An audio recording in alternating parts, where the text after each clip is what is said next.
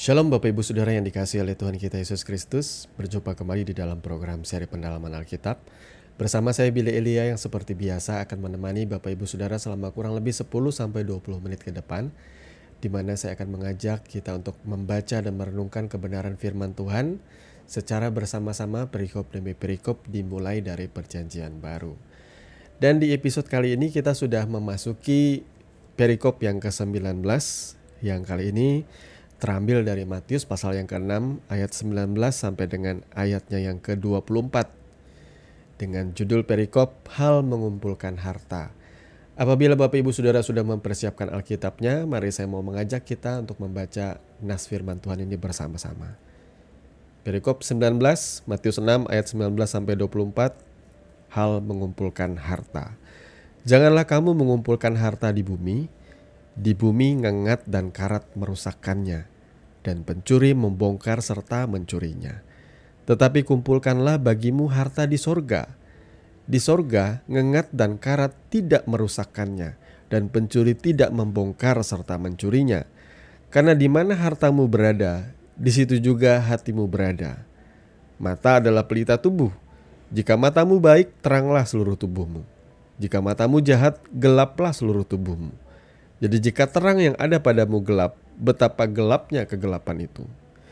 Tak seorang pun dapat mengabdi kepada dua tuan, karena jika demikian, ia akan membenci yang seorang dan mengasihi yang lain, atau ia akan setia kepada yang seorang dan tidak mengindahkan yang lain. Kamu tidak dapat mengabdi kepada Allah dan kepada Mamon. Amin untuk kebenaran firman Tuhan. Nah, Bapak Ibu Saudara yang dikasihi oleh Tuhan kita Yesus Kristus, di dalam seri program pendalaman Alkitab yang sebelumnya, kita sudah menerima banyak sekali pengajaran dari khotbah Yesus di bukit ya, yakni tentang hal memberi sedekah, hal berdoa, hal berpuasa, dan kali ini kita akan memasuki hal mengumpulkan harta ya. Tuhan Yesus memperhadapkan kepada setiap pendengarnya dan memperingatkan mereka, jangan kamu mengumpulkan harta di bumi. Karena di bumi ngengat dan karat merusakkannya, pencuri membongkar dan mencurinya. Bukan berarti kita tidak boleh bekerja ya. Ini bicara soal prioritas. Jangan kita hanya memprioritaskan hal-hal yang di bumi ini. Karena kita sudah tahu kok endingnya. Firman Tuhan juga berkata bahwa bumi ini dengan segala isinya dan kerusakan-kerusakan di dalamnya akan dihancurkan oleh Tuhan.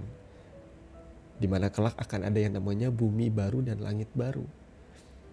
Jadi mari fokus kita tidak hanya untuk kehidupan yang sementara atau yang fana ini. Kita diajar untuk tidak hanya mengumpulkan harta di bumi, tetapi yang paling utama juga di sorga. Makanya ada firman Tuhan yang berkata, carilah dahulu kerajaan Allah dan kebenarannya, maka semuanya akan ditambahkan kepadamu. Kita terbiasa dari dulu diedukasi bahwa kita harus bekerja keras, bekerja giat, supaya kelak saat waktunya kita sudah menikmati, kita akan menikmati hasil usaha kita. Itu ada benarnya. Saya setuju dengan kerja keras karena firman Tuhan juga berkata bahwa kita harus belajar dari semut yang giat, tekun bekerja. Bahkan di dalam perjanjian lama dikatakan siapa yang tidak bekerja tidak usah makan saja. Teguran yang keras bagi orang-orang yang malas. Nah, tapi janganlah hal mengumpulkan harta di bumi ini menjadi hal yang paling kita prioritaskan. Sekali lagi ya, setiap kita yang hidup di dunia ini selalu diberikan gambaran bahwa kesuksesan atau keberhasilan hidup itu bicara soal kekayaan, jabatan yang tinggi, pendapatan yang besar. Tetapi bukankah hal-hal itu adalah hal-hal yang fana, saudaraku? Sementara saja. Apalah arti kita dipuji di dunia ini sebagaimana ada seorang kaya ya di dalam Alkitab, karena kebetulan tadi malam saya hadir di dalam acara kebaktian penghiburan tetangga ya, di mana di situ diceritakan tentang seorang kaya yang ia sangat sukses dan ia berpesta hampir setiap malam. Dia menikmati kekayaan, tetapi kemudian ketika ia dipanggil oleh Tuhan pulang, ternyata ia tidak punya apa-apa di dalam kehidupan berikutnya, saudara-saudara ya. Bahkan ia berada di dalam Hades, dunia orang mati. ya, neraka sementara ya, sebelum ada yang namanya lautan api kekal ya. Dia dihukum di dalam neraka, di dalam bahasa Yunaninya Hades ya. Dunia alam bawah, saudara ya. Dunia orang mati. Jadi tolak ukur keberhasilan bagi orang percaya, mari kita revisi hari ini. Jangan karena kita melihat bahwa orang itu terlihatnya sukses di bumi, punya jabatan, punya titel yang tinggi, lantas saudara bilang, wah ini orang hebat, ini orang. Iya, bisa saja dipuji oleh banyak orang. Tetapi di hadapan Tuhan, semua kekayaanmu, semua pencapaianmu, semua jabatanmu, itu tidak bisa membeli apa-apa. Bahkan semua uang saudara yang saudara kumpulkan, itu tidak akan pernah bisa membeli keselamatan. Itu tidak berlaku di sana. Saudara punya titel panjang, sudah punya harta miliaran triliunan, tidak ada nilainya di surga. Bukankah saudara tahu di sana itu emas aja jadi jalan? Di bumi ini emas direbut-rebut orang biar kecil-kecil. Bergram-gram aja jadi rebutan ya. Di surga diinjak-injak loh. Jadi jalan. Betapa tidak berartinya harta-harta di dunia di surga sana. Dan biarlah kita jangan memandang paradigma kita tuh seperti itu.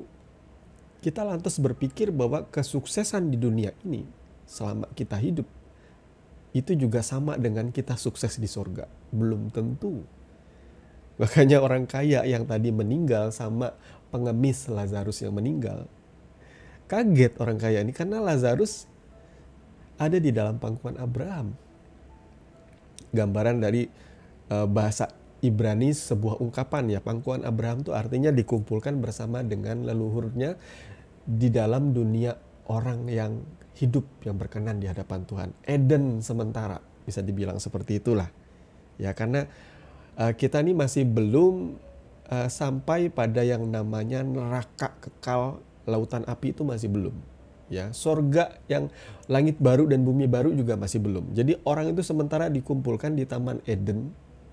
Taman Eden yang kita nggak pernah tahu karena saya juga belum pernah mati, saudara. Jadi nggak tahu keadaannya di sana. Tetapi sampai Yesus datang kedua kalinya, baru setiap orang tuh akan dihakimi dan mana mereka yang diselamatkan, yang berkenan di hadapan Tuhan, yang diselamatkan oleh kasih anugerah Tuhan, mereka akan ditempatkan di rumah yang sudah disediakan oleh Tuhan. Sementara mereka yang hidupnya hanya fokus dengan mengumpulkan harta di bumi, yang melupakan akan Tuhan, yang tidak mengandalkan Tuhan, yang hidupnya tidak berpaut kepada Tuhan, ya siap-siaplah.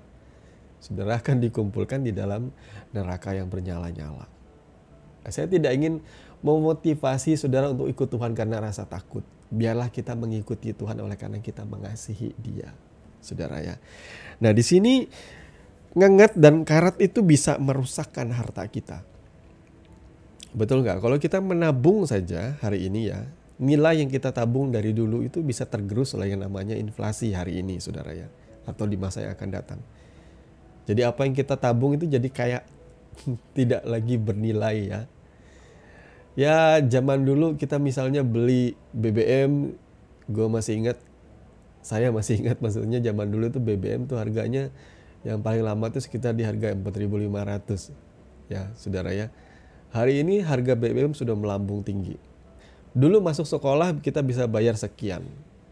Hari ini masuk sekolah sudah lain lagi nilainya. Jadi apa yang kita kumpulkan dulu itu tergerus juga oleh inflasi, saudara-saudara ya. Makanya kita harus berinvestasi itu dengan bijak ya, dengan baik ya. Demikian juga kalau kita mengumpulkan harta, kita jangan lupa juga untuk mengumpulkan harta yang ada di surga sana. Mencari kehendak Tuhan, sehingga Tuhan memberikan kita hikmat. Hikmat untuk mengelola berkat. Berkat yang kita terima saat kita dilimpahkan Tuhan dengan segala kebaikannya di tengah-tengah pekerjaan kita. Jangan lupa disisihkan, saudara simpan, saudara tabung, dan juga jangan lupa untuk berbagi dengan sesamamu. Ketika engkau berbagi dengan sesama, misalnya ketika engkau tergerak untuk pembangunan gereja, ketika engkau tergerak untuk mendukung pelayanan di sebuah gereja, lakukanlah itu semua dengan kasih. Nah, di situ saudara sedang mengumpulkan harta di surga. Ya. Tetapi bukan soal materi saja, saudara. Mengumpulkan harta di surga juga bicara soal kita melakukan hidup benar di hadapan Tuhan. Kita mengasihi, ya. Karena saya menolak teologi kemakmuran yang sangat mewanti-wanti jemaatnya untuk bicara soal uang, uang, uang. Kalau kau memberi uang maka rumahmu di sorga juga bagus. Wah, saya menolak doktrin yang seperti itu. Itu semua doktrin yang berakar dari rakus, tamak. Ya, sebagaimana firman Tuhan berkata, tak seorang pun dapat mengabdi kepada dua tuan, karena jika demikian akan membenci yang seorang dan mengasihi yang lain, ya. Atau ia akan setia kepada seorang yang tidak mengindahkan yang lain. Kamu tidak dapat mengabdi kepada Allah dan kepada Mammon, ya. Mammon itu berasal dari bahasa Aram, mamona, yang artinya keuntungan atau kekayaan. Jadi hari ini coba selidiki hati saudara. Saudara bahagia karena apa? Kalau saudara kebanyakan bahagia itu karena terima uang, memang sih normal ya. Atau saudara naik gaji, atau saudara dapat bonus, dan saudara merasa berbunga-bunga berbahagia, ya wajar. Tapi biarlah kita tuh punya sukacita akan hal-hal yang lebih esensi, yang lebih mengena di hati Tuhan. Saudara pernah nggak ketika saudara mendapatkan berkat dari Tuhan, lalu saudara tergerak hati saudara untuk membantu orang yang kesusahan? Orang miskin katakanlah ya. Bukan orang yang pekerjaannya miskin ya. Orang yang pekerjaannya miskin tuh adalah orang yang malas bekerja. Lalu kerjaannya tuh cuma keliling-keliling, cari-cari pinjaman, minta uang sana sini, ditawari atau dimodali usaha, males. Sama kayak orang di TikTok kemarin, yang kerjaannya tuh memandikan ibunya, lalu ditawari pekerjaan, dia bilang minta uang aja. Nah, orang seperti ini adalah orang-orang yang pekerjaannya memang miskin, saudara ya. Nah, yang saya fokuskan di sini adalah orang yang kesusahan banget.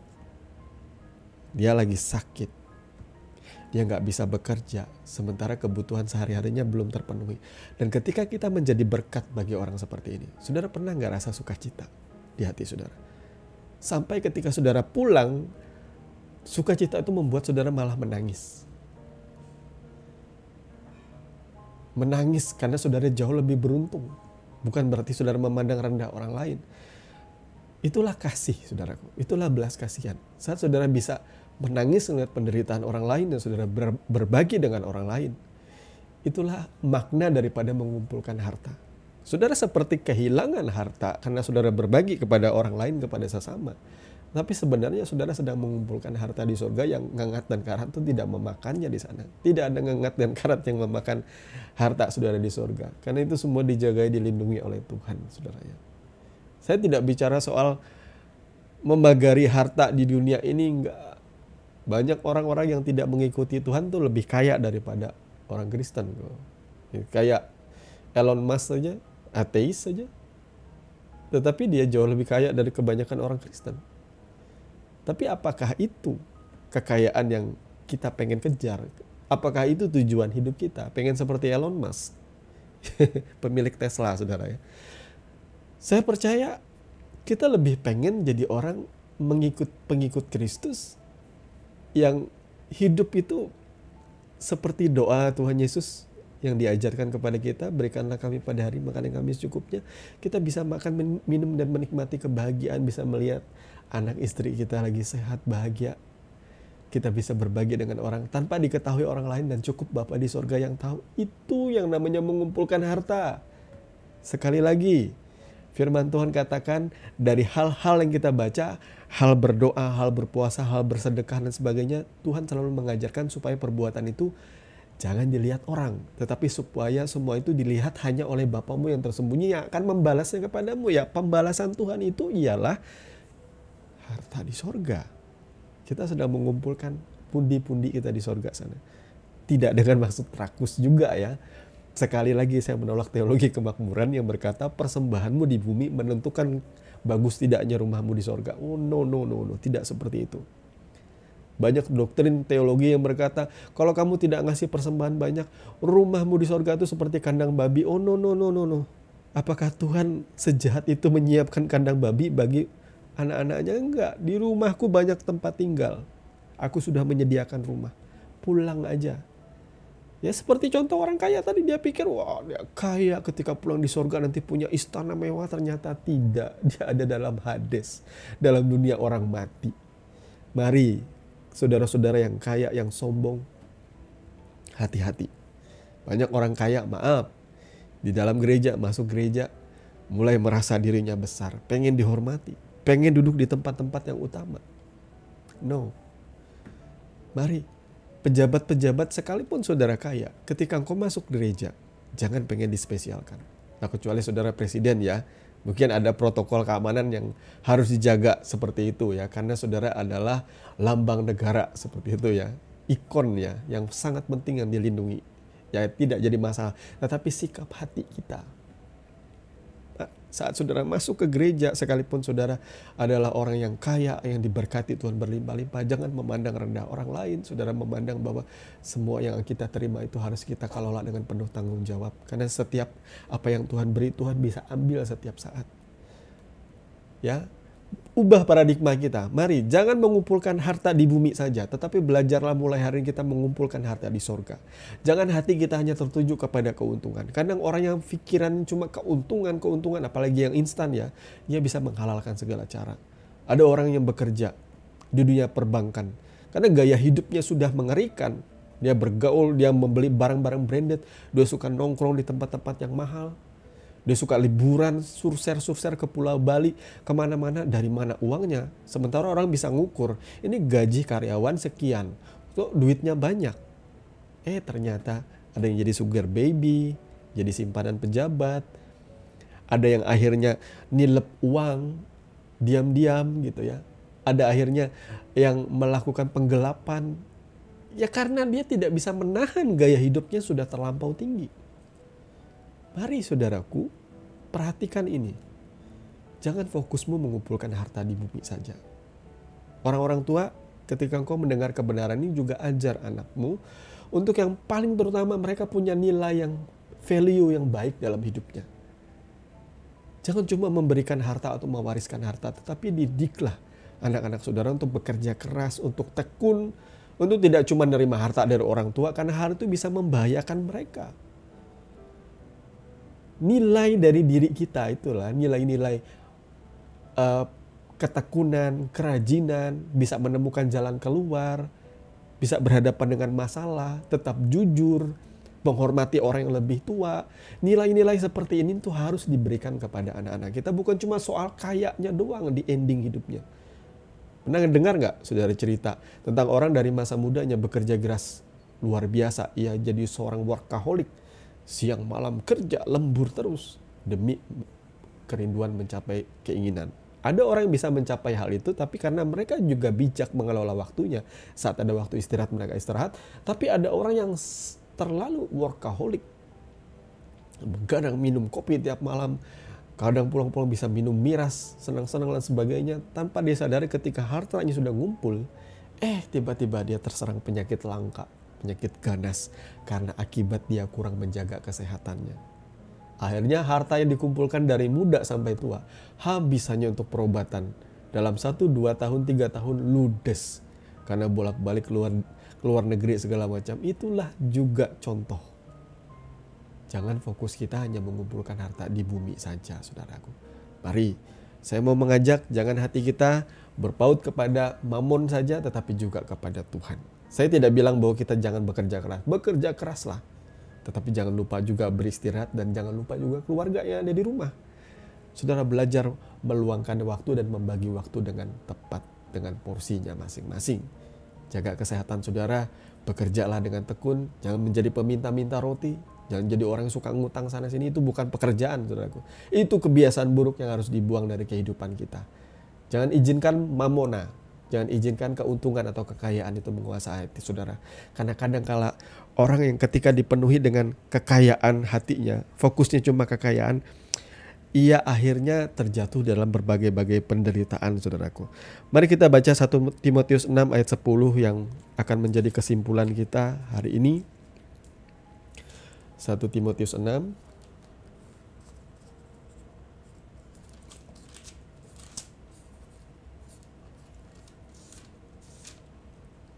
Satu Timotius 6 ayat yang ke-10. Karena akar segala kejahatan ialah cinta uang, sebab oleh memburu uanglah beberapa orang telah menyimpang dari iman dan menyiksa dirinya dengan berbagai-bagai duka. Nah, saudaraku yang dikasihi Tuhan, jangan hati kita berakar kepada uang. Di pikiran kita cuma uang. Tolong gereja juga jangan cuma memberitakan tentang uang, 80% khotbahnya.